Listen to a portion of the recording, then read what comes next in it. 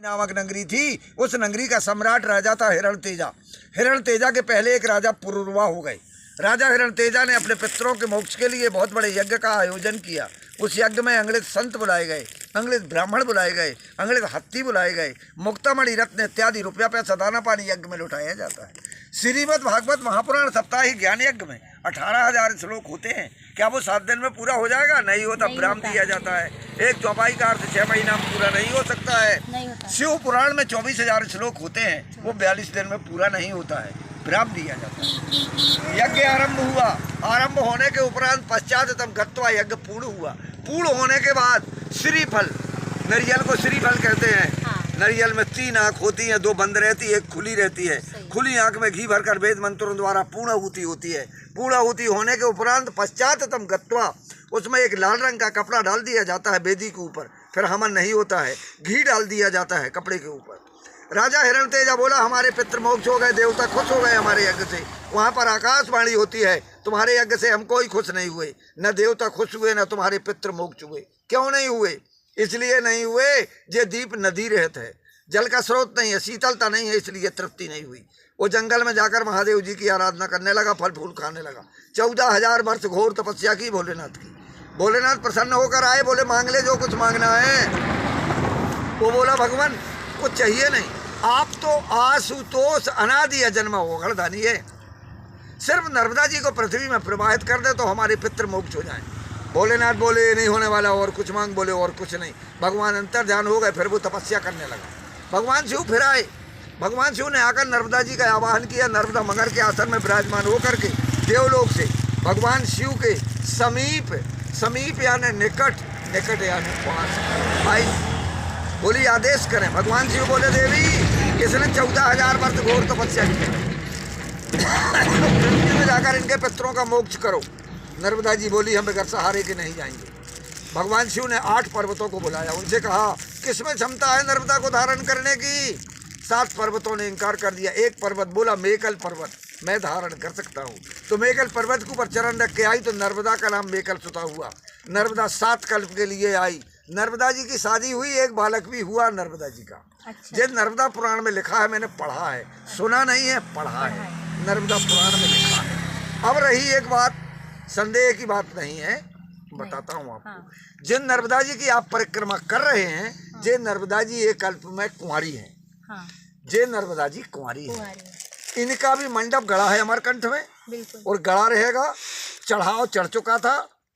ब्रह्मा जी के पुत्र सोनभद्र के साथ शादी होना थी, पर एक सहेली थी उनका जोहला नाम की।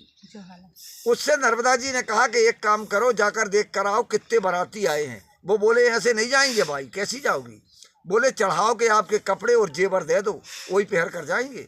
तो कोई दे सकता है अपने जेवर कपड़े? कोई लड़की नहीं। लेकिन नर्मदा जी जानती थी कि मेरी शादी तो होना नहीं है। नर्मदा जी ने उसको दे दिया, ले पहन कर चल दी। वो आगे चली तो बारात आ रही थी।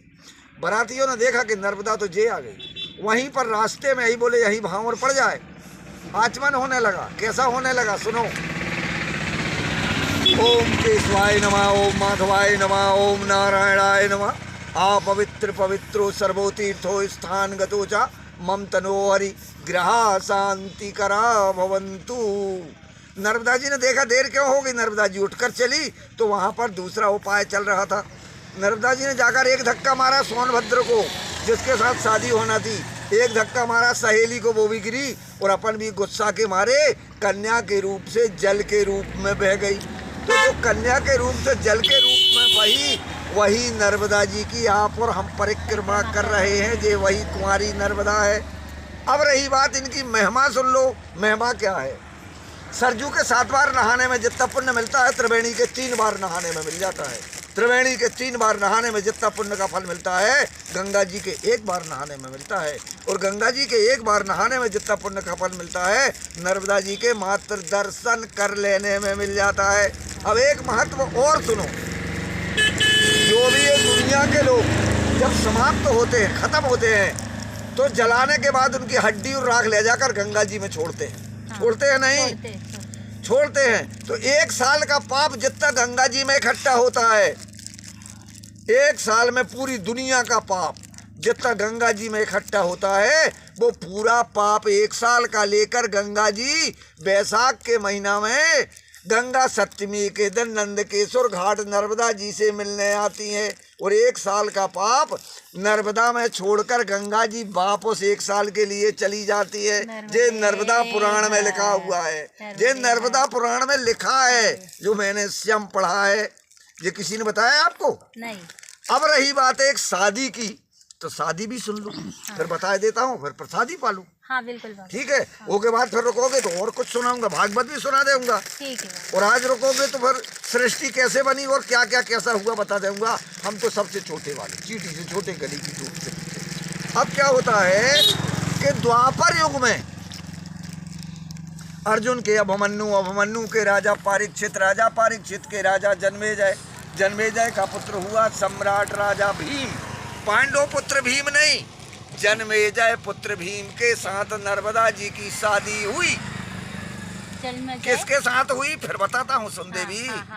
अर्जुन के अभिमन्यु के राजा परीक्षित के राजा जन्मेजय की शादी हुई। जन्मेजय जो था वो कौन था? जन्मेजय का पुत्र हुआ सम्राट राजा भीम के साथ नर्मदा जी की शादी हुई है। नर्मदा जी की शादी जब हुई तो एक बालक हुआ, बालक का नाम था